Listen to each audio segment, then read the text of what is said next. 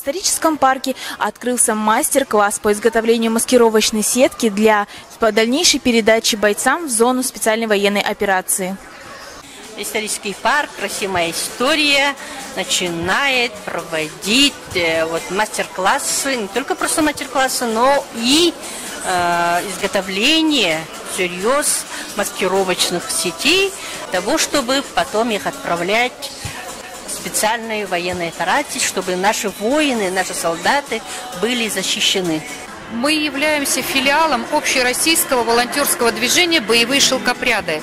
Здесь, в Якутии, с февраля месяца. И посмотрите наш логотип. Сверху это российский и снизу наша боевая стрела. Нас на фронте уже знают, нашу продукцию шелкопрядиков. Хотелось бы еще поблагодарить многих людей, которые помогают руками, помогают своими деньгами, помогают каким-то участием. Нас немало, нас много. И наше дело ширится.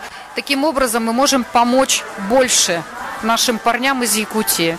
И не только парням из Якутии, а всем нашим бойцам на передовой.